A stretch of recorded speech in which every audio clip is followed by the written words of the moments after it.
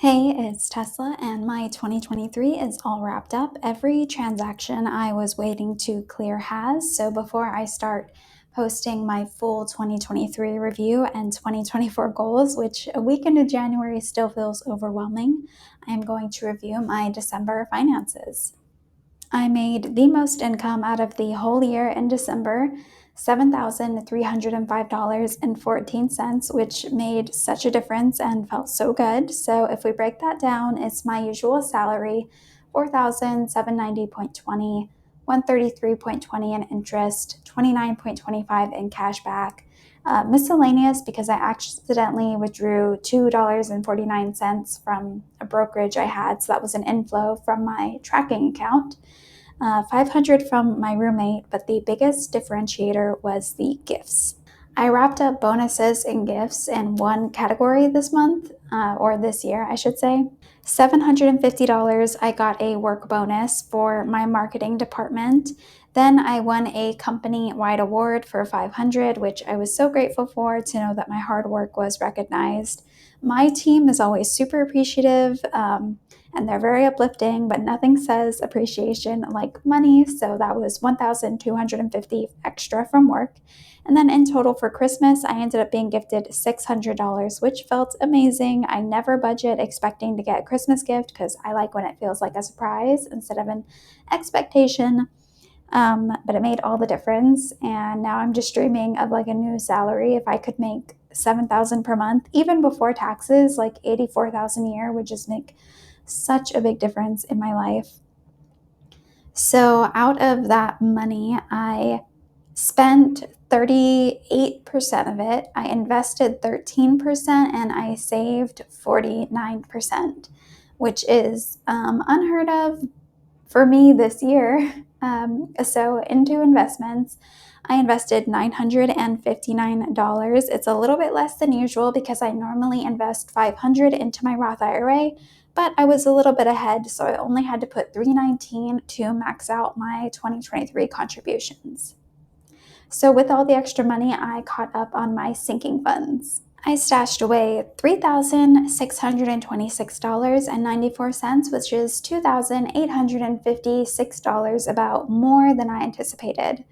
You can always skip to expenses if you don't care about the details, but I put $1,034.34 into furniture. I've been slowly trying to buy a few pieces for my house, which is going to be a multi-year adventure because the price of furniture is wild. Next, I put $1,301.82 towards emergencies. I put $20 towards medical care, $266.75 towards memberships, which I know I'm not going to do memberships the same way in 2024, so I didn't really need that. But just for the sake of trying to be on pace for my 2023 goals, that's why I put that.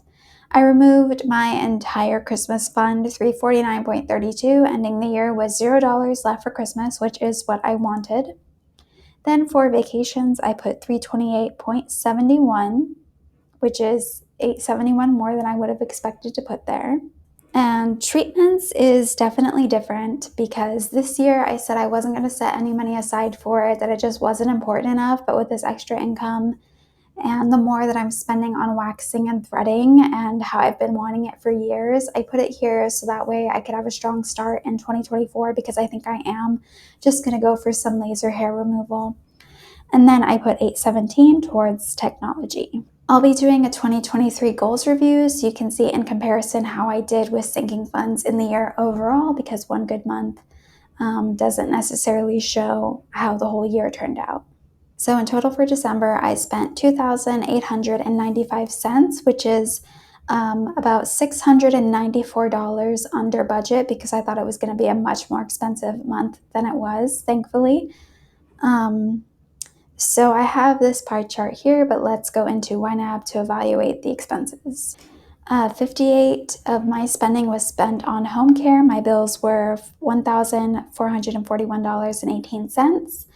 On durables, I paid off my Ring camera early, which cost $126.29.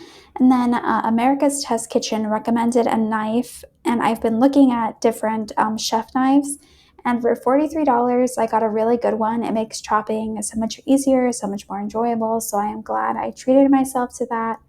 And then consumables has been me buying a lot of roach traps, roach bait, poison, because I've been noticing them in my kitchen and it disgusts me and I cry every time. So I've just been trying to get rid of that problem.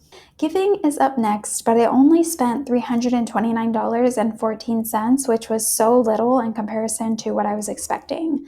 So 125 of that was support for those in need, and then only $204.14 towards friends and family. So this Christmas was weird. It was the first Christmas that without my paternal grandfather, and so the family did not get together this year. So normally it's like everyone at the grandparents' house, full house. It's kind of like an event, but there was just nothing this year.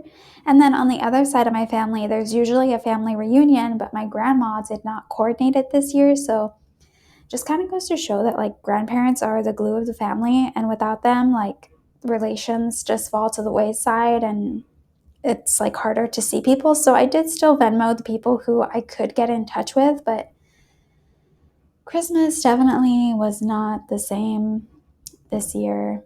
So next up, I spent $275.80 on transportation.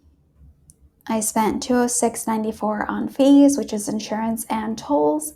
I spent $55.43 on fuel, which is incredibly low considering how much I traveled. I have no idea how I pulled that off.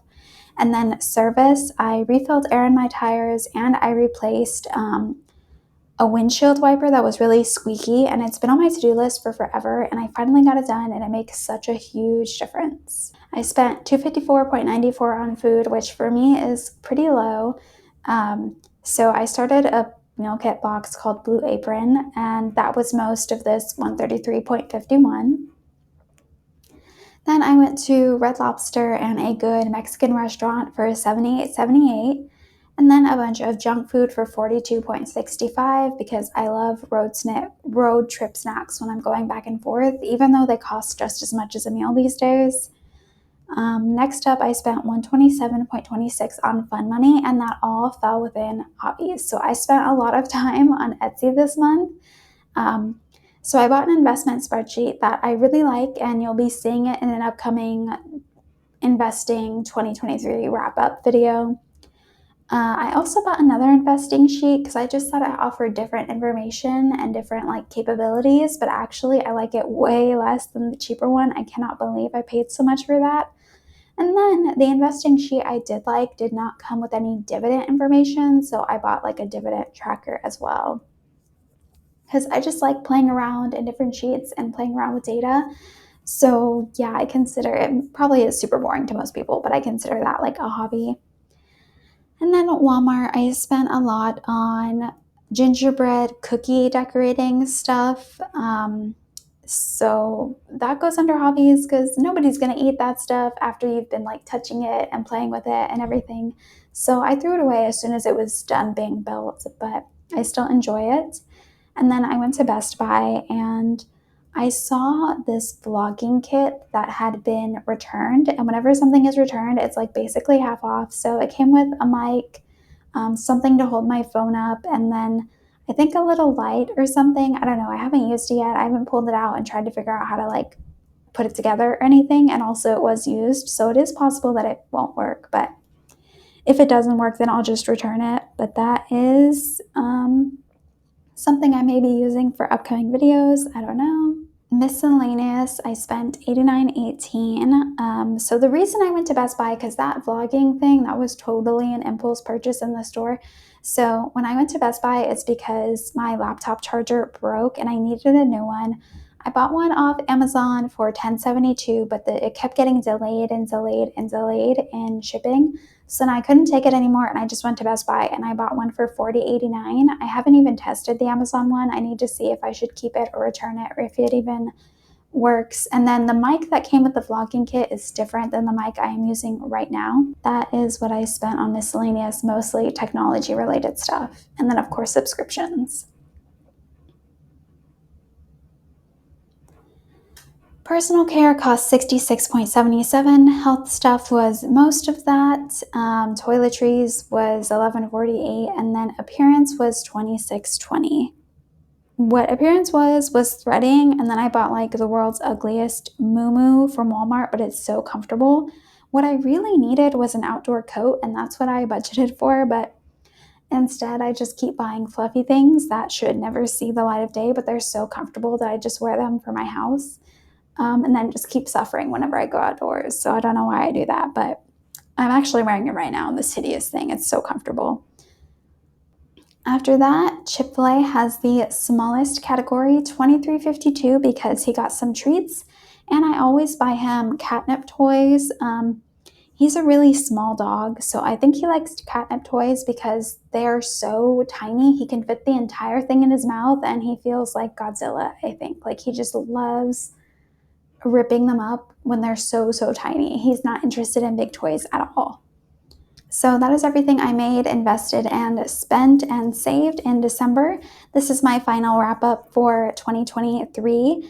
I need to edit my 2023 investments video, film my 2023 net worth video, review my 2023 goals with what actually happened, and I also need to budget out my first January paycheck, which I haven't done because I haven't figured out my 2024 goals yet. And I feel so weird about it because I don't know. But yeah, a lot to get done, a lot of content coming your way. I don't know when I'm actually going to be able to do it, but I am excited to talk to y'all later. Bye.